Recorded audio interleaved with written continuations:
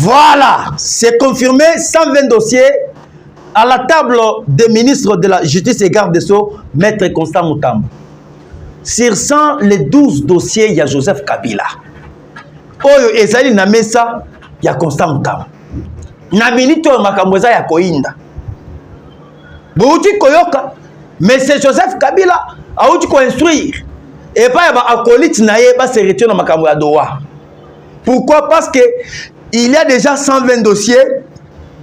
Oyo ezali na mesa ya justice congolaise. Bande Kobalandi. Ba Congolais de père et de mère, ba de tata et de mère. Makamweza ya koinda awa.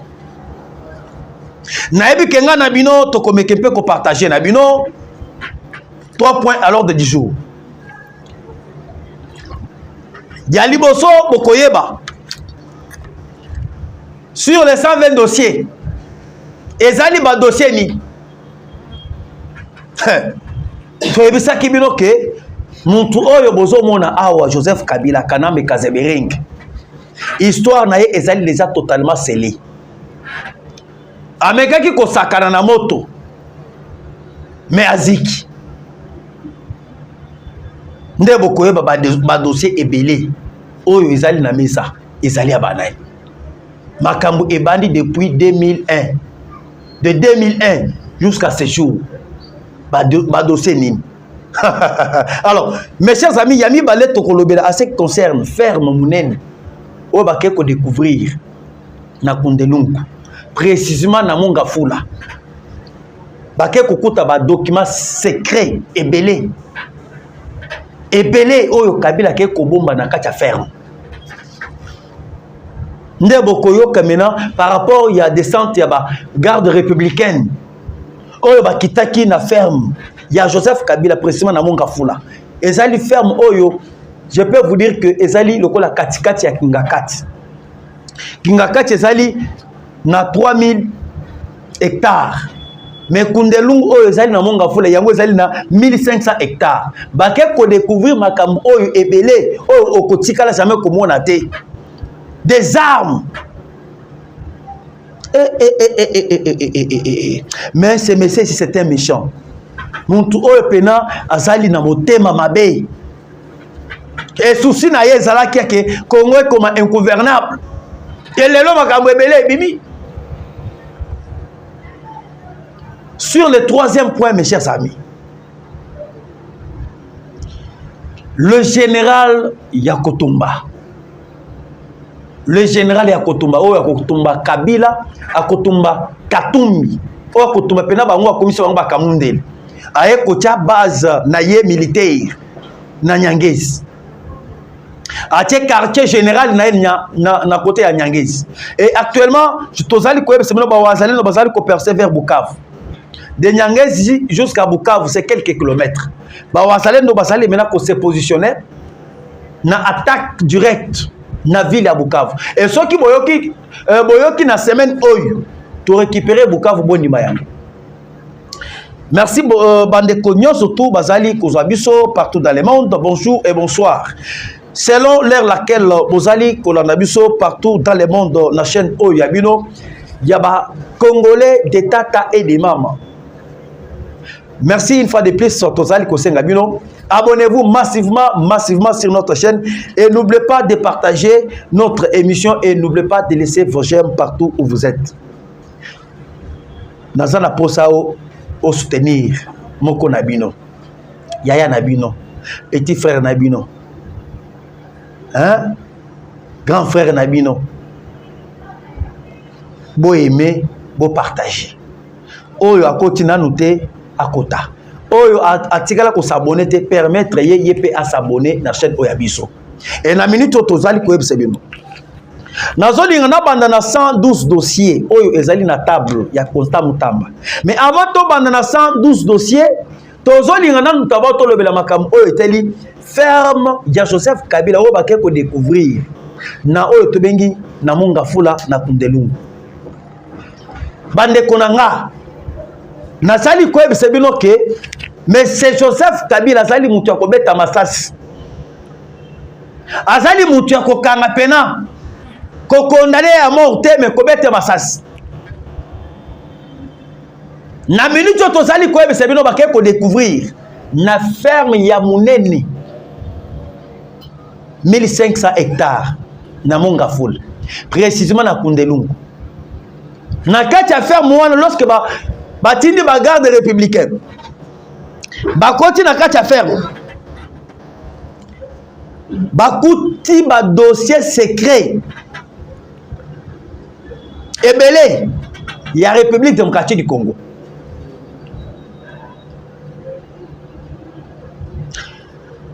Basala ndenge nini lorsque Joseph Kabila azali kolongwa na pouvoir akamati ba dossier nyonso tout confidentiel oyo ezalaki na présidence akamati ba dossier confidentiel à faire déplacer yango na présidence ake komema yango na oyo tobengi na ferme na ye ya munene ya Kundelungu. Et lorsque ake na yango na ferme na ye, mes chers amis, boyo kamaka mozali koleka à faire déplacer yango pour que le président Félix Tshisekedi a découvert makambo oyo Joseph Kabila salaki pendant 18 ans, il y a trahison.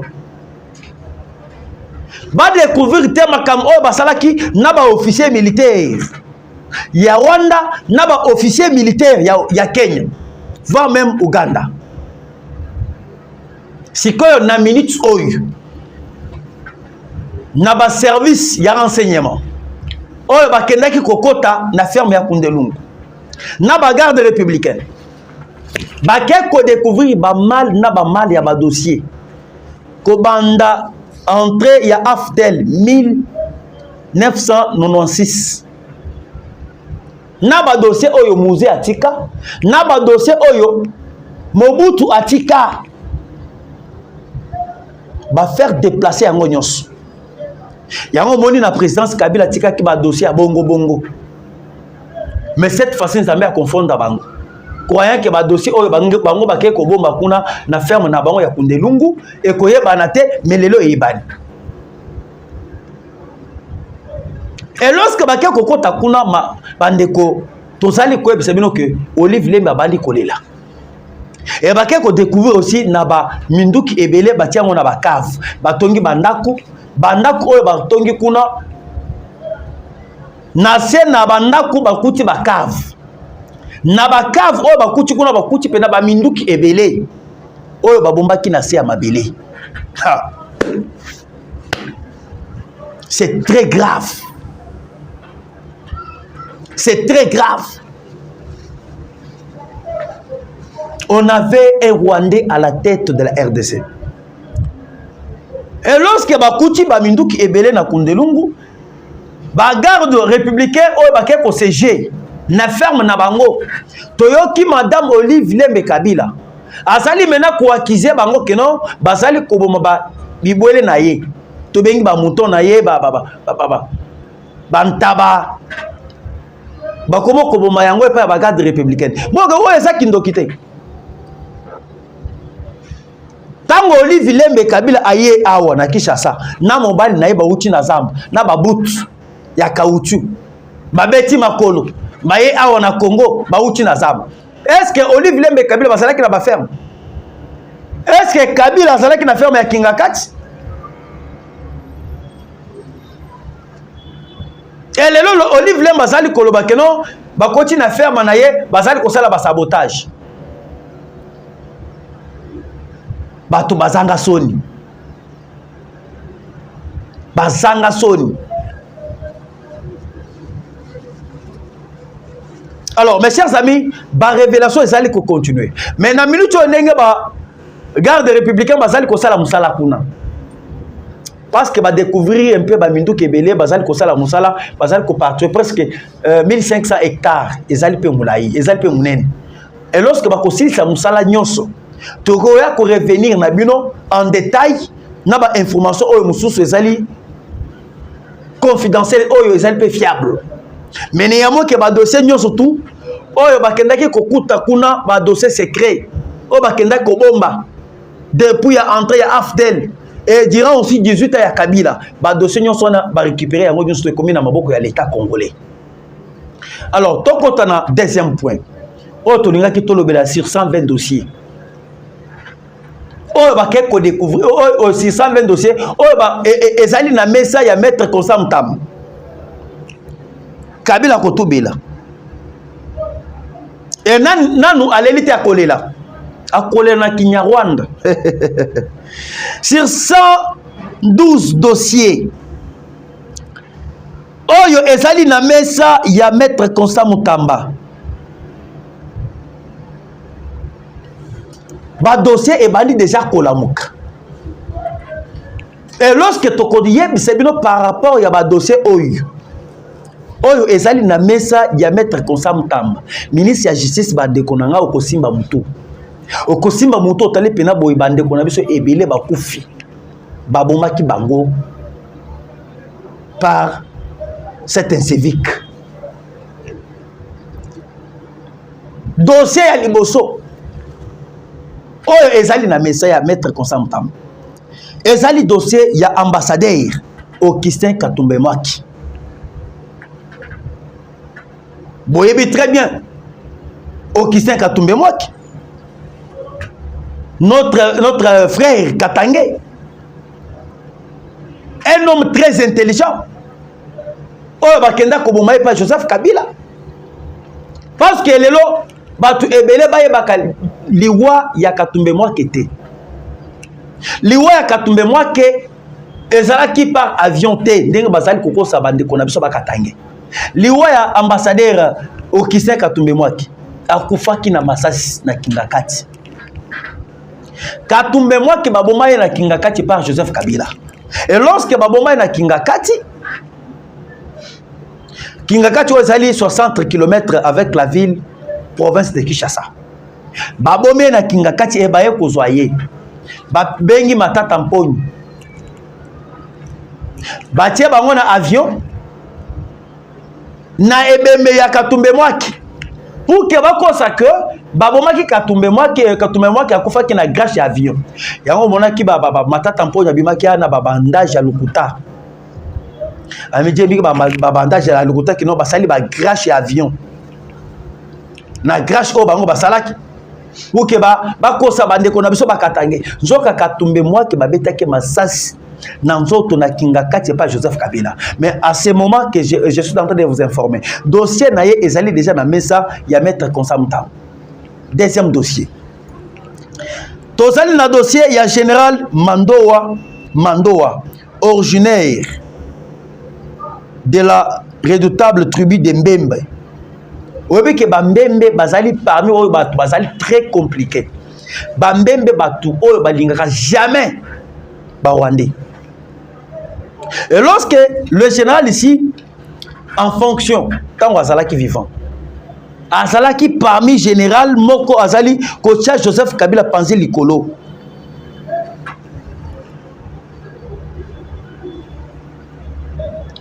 Pourquoi Babomaye pas Joseph Kabila? Joseph Kabila a monaki que le général Mandoa Azalaki na esprit dur. Azali parmi moto yo abanaki kobo ya ba Rwandais bakota ba traverser na côté à Fizi, Mwenga, Uvira. Mais il a été éliminé parce que aboya qui a entré ya ba M23, entré ya armée rwandaise na parti à Uvira. Neboyoka ki Joseph Kabila a betaki masasi na nzoto ya général Mandoa. Dossier on a déjà ezali na mesa ya justice congolaise. Bande monanga tozali ko ebisebino makabo pour que vous comprendre que à la tête ya Congo, on avait un Rwandais oya yaki na mission, oya yaki na cop ya koboma mboka na biso yaki a valoriser bande kona ba Rwandais. Bon mais tout n'a raté. Le président Tshisekedi depuis azali na pouvoir, aboma combien de Congolais? O bazali ba officier militaire. Mais lorsque Kabila Salaki na Bokozinaï, on a vu que combien de généraux à Boma? Combien il y a de Congolais à Boma? Dans le troisième dossier, il y a le général Bunza Mabé. Nous avons insisté toujours sur le dossier du général Mounza Mabé. Na dossier à général Mounza Mabé, mes chers amis.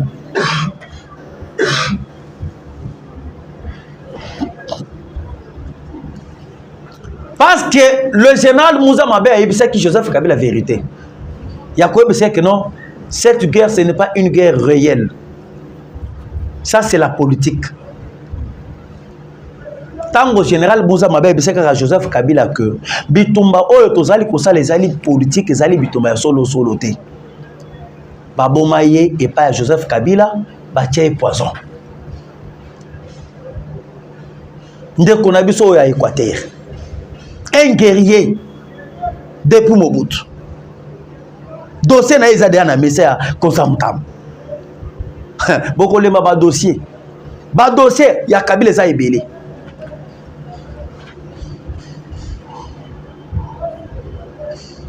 Général Mamadou Ndala, le véritable guerrier. Dossier na epesali na message. Vous voyez bien que Mamadou Ndala a été éliminé par poison. Lorsque Boyokaki, pourquoi Joseph Kabila avait éliminé le général Mamadou Ndala? D'abord la vérité sur la mort du général Mamadou Ndala. Le général Mamadou Ndala a été tué par une lance-roquette parce qu'il avait emporté beaucoup de victoires. Il fallait démotiver quiconque qui allait le perdre pour modeler. Baboma général Mamadou Ndala, c'est parce qu'il y a un élément moteur, ou un cerveau, ou abandonné pour défendre notre intégrité territoriale. Mamadou Ndala abandonné qui koboya ingérence ya Rwandais sur notre sol. Et lorsque le général Mamadou Ndala abandonné pour défendre mboka na biso, yango boyoka ki bakende ko éliminer.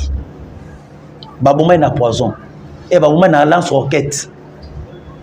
Lorsque asilisi makambo ya conquérir ba territoire ébélé il y a un côté Minyem. Aïe, Kozonga Babengsi, a on a qui chassé par Joseph Kabila. Et lorsque Joseph Kabila a qui général Mamadou Ndala, il y a un moment qui général Mamadou Ndala après Kosilis Awa, Kozonga Boéteré, c'est là qu'il a miné. Babete la roquette à Koufi. Sur le 5e dossier. Tozal na dossier à Pasteur Guillaume Samba Caputo. Vous voyez bien le professeur Guillaume Samba Caputo. La crème intellectuelle de la République démocratique du Congo. Samba Caputo a sali moko ya ba conseiller spécial en matière de sécurité de M. Joseph Kabila. Mais il y a bakenda kobomaye na GLM et pas Joseph Kabila. Kabila a sali na ba dossier ebelé. Et sali déjà na mesa ya Constant Mutam. 112 dossiers oh ezali nabo officiellement oh ezali reconnu par l'État, par la justice congolaise. Sans compter le dossier de Kamouena Sap. Sans toutefois compter le dossier de Bundu Diakong, Bundu Diamayal. Oh, le dossier est déjà officiel. Namesa. Le professeur Guillaume Samba Caputo, conseiller spécial en matière de sécurité de Joseph Kabila, fut tué dans sa résidence de Gelem, sur base de coups. Lui a saigné par Joseph Kabila. Montou a tangisa Joseph Kabila. Appelé ça Joseph Kabila maele. Montou a ça Kabila non batangaka. Et batangaka un ani alphabet est composé na autant de lettres. Hein? Syllabe est composé autant de lettres. Balobara boy na français balobara boy bazali ko employé boy. Montou a tangisa Joseph Kabila. Mais lelo babomiye. Nani, j'ai pas Joseph Kabila na GLM. Et encore, il a été éliminé, c'est parce qu'il avait découvert aussi que Joseph Kabila communiquait secrètement avec Kigali, en Kinyarwanda, et qu'il avait fait tuer à Londres sa vraie mère biologique rwandaise, maman Marceline Mukambukuji. Mukambukuji, propre sa grande sœur de Bosco Tangana. Boyoki. Le professeur Guillaume Samba Caputo, au Azalaki, conseiller en matière de sécurité, il y a Joseph Kabila. Lorsqu'il a découvert que Joseph Kabila azali kosolola na ba Rwandais na Kinyarwanda. Et azali kosolola pe na maman na ye otomengi Madame Mukumbukushi qui est une Rwandaise. Lorsqu'il a découvert ba yeke ko éliminer pour que trace ezalate. Ba éliminer wapi na Kinga Kati. Dossier na yo wana ezali pe na mesa ya Konsamtam. Les autres sont le dossier à Kabila. Ce type ici, c'est un mordant. C'est méchant. Les Congolais vont payer ça. Les Congolais vont valoriser la routine à Babutu à Kautu na Zamba. Et lorsqu'il y a combien na Katia Congo, les Congolais vont payer ça. Et là, combien na Kinga Katia, combien na Kundelungu, combien na bien, combien na 150 carrés miniers, combien na résidence, ceux qui 700 résidences, ils allaient reconnaître. Sans compter les sociétés, ils allaient diriger l'Afrique. Et il reprend encore les armes contre les Congolais. Et cette fois-ci, je vous dirais que vous avez mal choisi l'adversaire. Vous allez en finir mal. Sur le 8e dossier, nous avons les dossiers de M. Florbert Chebeya. Oh, ils allaient traîner dans la justice congolaise. Kabila Kobikata. Joseph Kabila Kobikata na dossier Morota. Ata ba mata tamponi wan. J'ai suivi même mata tamponi. Azali requis à 20 ans de prison. Malgré aboyaki ko se présenter le long na cour constitutionnelle, mais mata tamponi ba bête pendant 20 ans de prison. Et le dossier est en cours. Bokoka non, ba pesi rendez-vous ceux qui aboyako se représenter. Ba ko lukaye partout où il est. Nazo le d'abord tout fondement parenthèse. Pour le dossier il y a mata tamponi. Na yoki lelo ba mettre na ye ba avocat na bazali ko se plaindre en disant que non ezali en violation ya conscience ya mboka ya biso. Comment est-ce que mata tamponi ezali protéger na ba militaire na ba ko poursuivre été. Qui vous a dit ça? Il faut que d'abord basenga autorisation à Vital Kamerhe. Qui vous a dit que pour arrêter mata tamponi il faut aussi autorisation à Vital Kamerhe? C'est que moi je vais vous dire. Le dossier de Mata Tamponi, c'est un dossier déjà traité, qui était déjà en cours. Mata Tamponi, lorsqu'il fut sénateur, Balongola qui est milité. Batinda la cour constitutionnelle pour être jugé. Et vous voyez bien que juge la cour constitutionnelle à Kala. C'est qui corrompu. C'est prononcé qui pour dire que non, la cour constitutionnelle est incompétente de juger Mata Tamponi. Mais moi, il y a un dossier pour la rater. Le dossier est qui déjà en cours. Maintenant, il y a Sikabaye, va interpréter Pemibeko. Parce que c'est celle que le juge a capacité de détruire Mibeko et Bimaki les sous. Arrêt et Bimaki, il y a un juge à Kala. Le juge est censé abolir. Arrêt et Yakala, il y a un juge. Yango boyoka ki balobi ke do azali incompétent baji chakala bazali ki bazali incompétence ya ko juger Mata Tamponi te mais ba oyo baye bazali bakolo bazali bakili mibeko et bazali ko fandela mibeko bango nde bazali ko interpréter mibeko bango nde bazali censé ya ko yanola mibeko nde musala ba juge ya ko consoler ngwana.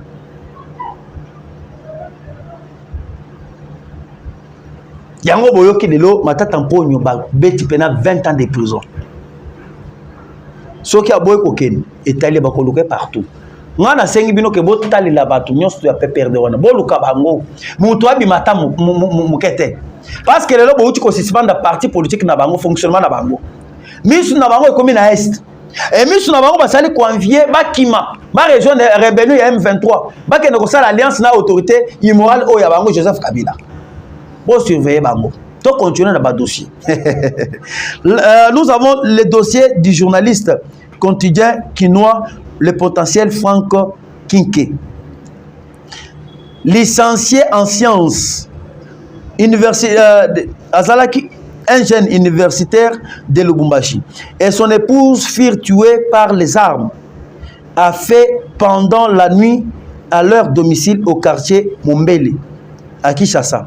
Alors qu'ils revenaient d'une fête de mariage juste à pouvoir avoir publié un article sur les dons de 30 millions de dollars offerts par Kabila pour la construction des écoles de Tanzanie.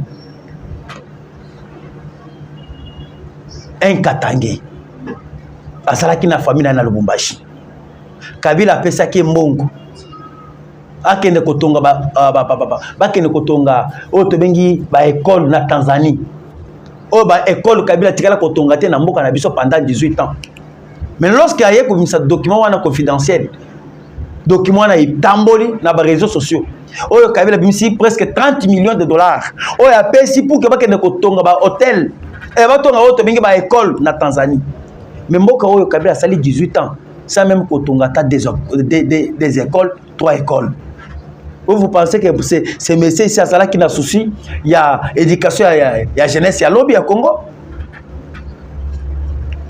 La jeunesse de demain, c'est d'abord la priorité, l'éducation.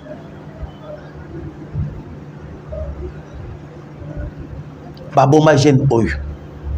Dossier na epezali na mesa, il y a Constant Moutam. Maître Constant Moutam. Kanga bango. Salana bango. Hein? Salana bango. Muntu akimate. Lisu likolo ya lisu. Ndenge tolobaka toujours. Baya wana basakana biso trop. Makila ba Congolais tangi trop pour na baya wana. Mais nyata bango sans pitié sans esquisse. Bokoyeba. Nana ba retourna nana tindage yo. Nde kakami wana takala mingi tozo buluko taye partout. Okoyeba. Tozali kuya. Toke bandeko. Tozali na dossier ya gouverneur du Congo central. Eh maman nangai. Nde maman na dossier yango oyo. Oyo zali pe na mesa ya Constant Moutam. Dossier ya ancien gouverneur ya Congo central, Léopold Mbadusita. Boyebi ndeko na biso Léopold Mbadusita très bien. Azali parmi ba gouverneurs, meilleur gouverneur compté ya Congo central, mais il a été éliminé. Kabila bete pena makofi na kinga kati. Lokola zo sala box. Batandi pena gouverneur pena boy. Bache na ekulusu. Bache singa koto oyo na kinga kati, bache singa koto oyo. Kabila so zo sala box, zo beta pena le gouverneur makofi. Le gouverneur Paul Mbadu sita ba beti pena ma. Ya kufa pena na makofi. Akufa na makofi. Pourquoi ba bombai na makofi na kinga kati? Boka mena révélation. Il fut tué par coup de poing. Lui, asséné par Joseph Kabila, juste parce qu'il était parti assister à la fête de Mwandanseni, Mwanenvita en Angola. En son retour, il sera convoqué à la ferme de Kingakati et on lui a demandé de démissionner. Il va refuser. Il dira à Joseph Kabila qui va le faire devant le député et il va le faire devant les députés provinciaux. C'est alors que Joseph Kabila va lui assassiner avec des coups de poing, ventre et il mourra. Boyoki un gouverneur ya Congo central. Ndeko na biso mu Congo. Kabila zo kobuma zo kotala te. Kaka ba Congolais. Pourquoi? Parce qu'il y a quelqu'un qui assisté à la fête ya Mwanda Vitana Angola. Aye kozonga awa ba yebise que démissionner. Alobi que non na ko démissionner tefo et c'est devant ba député provinciaux. Nde ba yeko récupérer ba beti ma kofi na kinga kati ataye. Et le dossier est en cours. Il y a beaucoup de dossiers. Je vous ai dit que nous avons, j'ai à peu près 120 dossiers, 112 dossiers. Sur les 112 dossiers, Tokolobilango à la prochaine édition, auto présenté Nabino à Ezalata, Lobby Ezalata, Malassima. Maintenant, Tolobela na Oyo Etali Wazalendo. Bouchi Koyoka Awa Bandeko Balandi. Ba Wazalendo Bazali déterminé. Le M23 après l'échec, il y a pour parler, il y a Doha. Bazali maintenant qu'on s'est concentré, qu'on récupérer Walika les centres. Et lorsque on récupérer Walika les centres, on a pouvoir et qu'on va persévérer qui s'engage. Il y a un moment dans minute où le général Yakotumba, le véritable Wazalen, a été quartier général de Naye. Il y a Wazalen, Nanyangez. Et si on a betela kibino le solo, baké koboto la décarré minier il y a Joseph Kabila. Lorsque Wazalem ne bakenda koboto la décarré minier il y a Joseph Kabila aux alliés na Nyangezi. Il y a un moment qui batinda qui M23 dernièrement. Il n'y a pas même des jours. Pour que va foncer, va récupérer autobengi Nyangezi, va contrôler des carrés miniers où il y a Joseph Kabila, où ils allaient na ba or, na ba castérie. Il y a un moment qui va frapper qui bango. Ennemi akimaki nde tozali ko yebisa bino ke na minute oyo ndenge tozali kolobada bino les wazatata les wazalove bazali déjà na direction Bukavu yemoko le général ya kotumazali wana fani wana atie pena bureau na ye wana atie pena lokola état major général ya armée na ye ya wazalendo na Nyangezi. La patrie ou la mort. Tokolonga ka bitumba oyo. Bako sabino te. Bitumba oyo ba imposa ki biso e pa ya ba étranger. Boya ba ke tokolonga yango avec le président Félix Tshisekedi.